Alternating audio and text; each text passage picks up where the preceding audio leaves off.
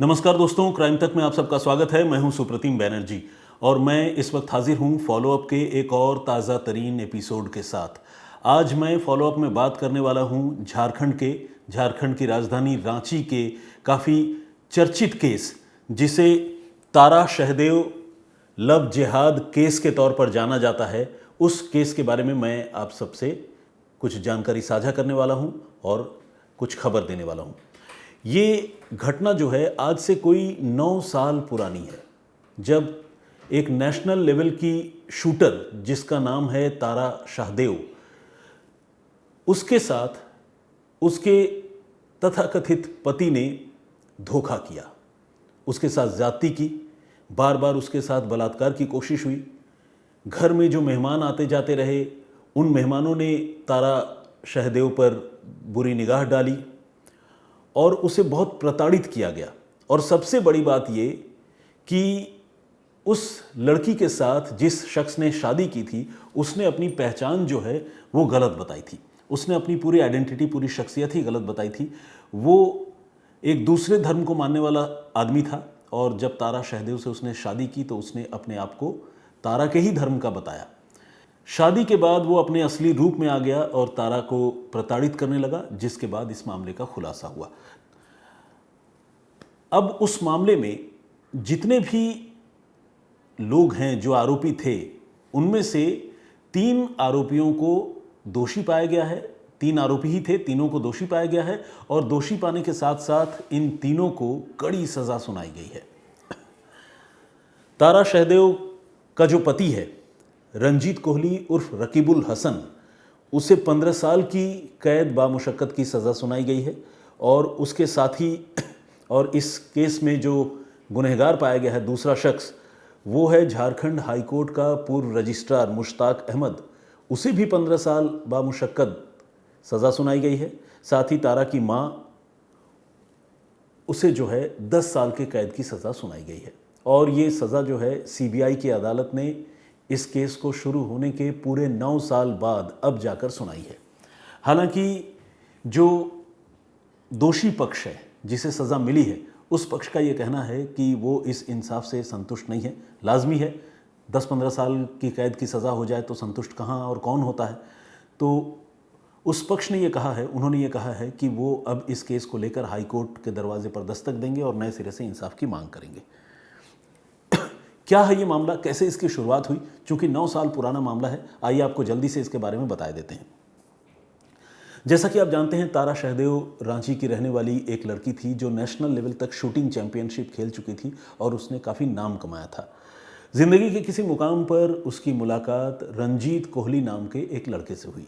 ये Ranjit Kohli basically political corridor में, जिसे हम कहते हैं हिंदी में सत्ता के गलियारों में, अपना दबदबा, अपनी पहुंच रखने वाला एक लड़का था, जिसने तारा शहदेव को बड़े सुनहरे ख्वाब दिखाए और उसे अपने झांसे में लेने में कामयाब रहा। कुछ दिनों तक दोनों की कोर्टशिप चली। तारा की माँ की मृत्यु कुछ समय पहले हो गई थी, लेकिन जब रंजीत उसकी ज़िंदगी में आया और उसने प्यार से तारा से बात करने की शुरुआत की तो तारा को लगा कि चलो कोई तो ऐसा है जो मेरा दुख, दर्द और तकलीफ़ समझ रहा है। जल्द ही रंजीत के साथ तारा ने शादी करने का फैसला कर लिया। इसके बाद शादी हुई 7 जुलाई 2014 को। मगर आपको जानकर हैरानी होगी कि अगले ही दिन, शादी के अगले ही दिन यानी 8 जुलाई 2014 को रंजीत अपनी असलियत पर उतर आया। उसने बताया कि मेरा असली नाम रकीबुल रहमान है और मैं हिंदू नहीं बल्कि मुस्लिम हूँ। बेशक हिंदू रीति रिवाज से मेरी और तुम्हारी शादी हुई हो, लेकिन मैं और मेरा परिवार ये चाहते हैं कि तुम धर्म परिवर्तन करके मुस्लिम बन जाओ, इस्लाम धर्म अपना लो। अब ये अपने आप में बड़ी अजीब बात थी। कोई अगर अंदर से किसी धर्म को अडॉप्ट करने के लिए और फॉलो करने के लिए तैयार ना हो और कोई उसके साथ ज़बरदस्ती करे, तो किसी भी इंसान के लिए ये बड़ी तकलीफदेह स्थिति है, चाहे वो किसी भी धर्म को मानने वाला क्यों ना हो। तो तारा के लिए ये एक बहुत बड़ा सदमा था, एक झटका था। उसे ये नहीं पता था कि उसका पार्टनर जो है वो किसी और धर्म का है, क्योंकि शादी भी हिंदू रीति रिवाज से हुई थी, सैकड़ों लोग आए थे। अब जब रकीबुल इस बात के लिए ज़िद करने लगा कि तुम्हें तो खैर इस्लाम धर्म अपनाना ही पड़ेगा, तुम्हें अपना नाम बदलना पड़ेगा, तारा की जगह तुम्हारा नाम अब से सारा होगा, तो ये सारी बातें सुनकर तारा शहदेव जो है वो बहुत परेशान हो गई।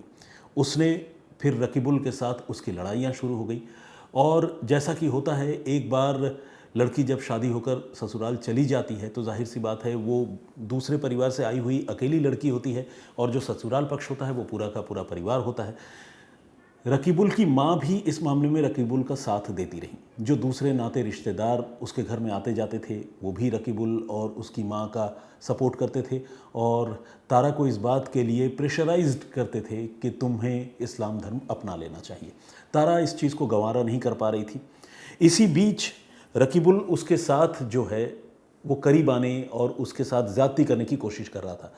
पति था, ऐसे तो एक दूसरे के पास आने का दोनों को हक है, लेकिन सबसे बड़ी विडंबना ये थी कि यहाँ दोनों एक पिच पर नहीं थे, एक राय नहीं थी उनमें। धर्म को लेकर दोनों के बीच में विवाद शुरू हो चुका था और तारा जो है रकीबुल से दूरी बना रही थी, लेकिन रकीबुल खुद को उस पर फोर्स करना चाह रहा था, यानी बार बार उसके साथ रेप करने की कोशिश उसके पति रकीबुल रहमान ने की और तारा बहुत परेशान रहने लगी। इसी बीच एक बार एक इफ्तार पार्टी का आयोजन जो है रकीबुल के घर में किया गया और तब हाईकोर्ट के पूर्व रजिस्ट्रार मुश्ताक अहमद रंजीत के घर पहुंचे, रकीबुल के घर पहुंचे और तब रकीबुल और घर के दूसरे लोगों की मौजूदगी में मुश्ताक अहमद ने न सिर्फ तारा को धर्म बदलने के लिए परेशान किया और जिसे कहते हैं कि मजबूर करने की कोशिश की, साथ ही जिस्मानी तौर पर उसके साथ छेड़छाड़ भी की। ये सारी चीज़ें तारा बर्दाश्त नहीं कर पाई और उसने फिर पुलिस से शिकायत की। जब ये मामला सामने आया तो एक तरह से पूरे झारखंड में भूचाल सा आ गया, खासकर सियासी गलियारों में तो भूचाल आ गया, क्योंकि एक तो दो अलग अलग धर्मों के लोग जो एक हुए थे और एक होने के बाद ही उनमें फिर से विवाद की शुरुआत हो गई। अलग अलग ग्रुप्स के लोगों ने इस मामले को लेकर धरना प्रदर्शन करने की शुरुआत कर दी और पुलिस पर बड़ा प्रेशर था और मामले ने बहुत तूल पकड़ा। मुझे याद है, मैं उस समय ऑफ कोर्स आज तक में ही था और मैं आज तक की तरफ से दिल्ली से गया था रांची इस मामले की रिपोर्टिंग करने के लिए भी। उस समय तारा से मेरी बातचीत भी हुई थी। रकीबुल तो खैर पुलिस की हिरासत में था, पूछताछ हो रही थी। तो इस मामले की जांच उसी वक्त शुरू हुई और जैसे ही शादी के बाद प्रताड़ना का दौर शुरू हुआ, सताने का दौर शुरू हुआ, तो मामला पुलिस के पास गया और इस मामले की जांच शुरू हुई। लेकिन तारा जो है वो इस तफ्तीश से बहुत ज़्यादा संतुष्ट नहीं थी और उसे ऐसा लग रहा था कि शायद उसे इंसाफ नहीं मिल पा रहा है। इसके बाद उसने हाईकोर्ट में एक याचिका दायर की और याचिका दायर करके हाईकोर्ट से कहा कि इस मामले को प्लीज़ आप सीबीआई के हवाले कर दें। हाईकोर्ट ने उसकी अर्जी स्वीकार कर ली और मामले की जाँच सीबीआई के हवाले कर दी गई। सीबीआई ने 2015 में इस मामले को टेकअप किया, इस मामले की तफ्तीश शुरू की और तब से लेकर आज तक 9 सालों तक इस मामले की पुलिस सीबीआई ने तफ्तीश भी की। तफ्तीश करने के बाद चार्जशीट भी दाखिल की और फिर मुकदमा भी चलता रहा और अब 9 सालों के बाद इस मामले में फैसला आया है। तो सबसे पहले मैं आपको ये बताना चाहता हूँ कि जो 3 लोग हैं दोषी, रकीबुल रहमान, मुश्ताक अहमद और रकीबुल की माँ, इन तीनों लोगों को जिन धाराओं के तहत गुनहगार पाया गया है उसमें 496 यानी धोखे से कपटपूर्ण तरीके से शादी करना या करवाना, ये इल्ज़ाम है।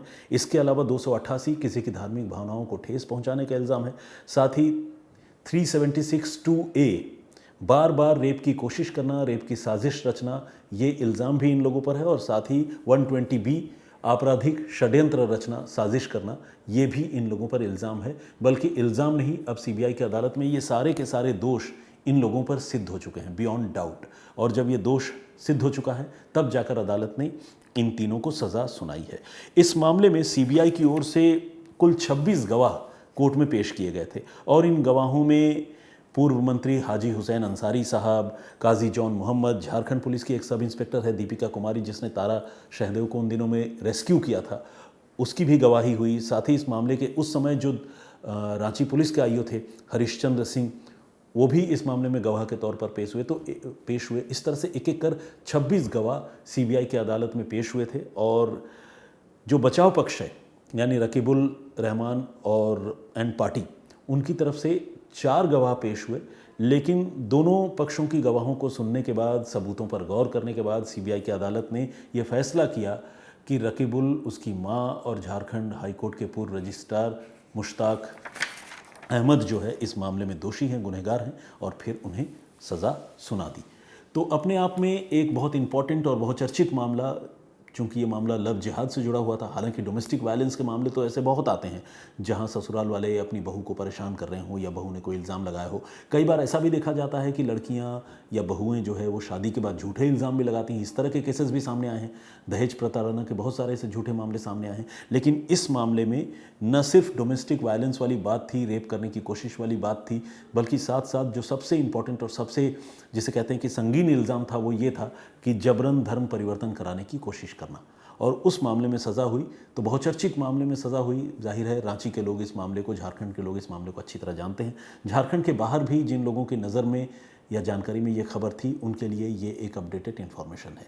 तो आज फॉलोअप की पेशकश यहीं तक। लेकिन इस एपिसोड को ख़त्म करने से पहले जो मेरी प्रीवियस स्टोरी थी, जिसमें मैंने आप लोगों को बताया था कि किस तरह खालिस्तानी आतंकी निज्जर का कनाडा में जो कत्ल कर दिया गया, उसकी जो हत्या हुई, उस मामले में आईएसआई का हाथ होने की बात सामने आ रही है, उस पर बहुत सारे लोगों ने कमेंट किया है। कुछ लोगों के नाम मैं पढ़ना चाहूँगा। वसंत कुमार जी ने कमेंट किया है। प्रदीप भांबू जी हमारे रेगुलर लिसनर हैं, वो तो कमेंट करते ही हैं। रंजीत सिंह साहब हैं।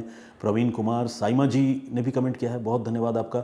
गुरमीत सिंह का कमेंट है। पीके जैन, और इसके अलावा कुछ एक दर्शक हैं जिन्होंने कमेंट तो किया लेकिन उनके यूज़र आईडी में नाम डिस्प्ले नहीं हो रहा है। गुरप्रीत सिंह साहब ने भी कमेंट किया है, और असीम मुस्तफ़ा जी ने अपनी बात रखी है। शंकर लाल बिश्नोई हैं, और रविंद्र मान ने भी कमेंट किया है। इसके अलावा बालकृष्ण जी हैं, खान नाज ने कमेंट किया है, और इंद्रजीत सिंह ने भी अपनी बात रखी है। तो खैर, बहुत बहुत धन्यवाद आप सारे लोगों का कमेंट्स करने के लिए, मेरे वीडियोस को लाइक करने और देखने के लिए। तो फिलहाल मुझे इजाज़त दीजिए। अगले हफ्ते मैं फिर हाजिर होऊंगा एक नए एपिसोड के साथ, फॉलोअप के, जिसमें आप लोगों को किसी चर्चित मामले के updated, up to date information के साथ आप लोगों को मैं वाकिफ़ कराने की कोशिश करूंगा। तो फिलहाल इजाज़त। अपना बहुत ख्याल रखिए, सुरक्षित रहिए। जय हिंद, जय भारत।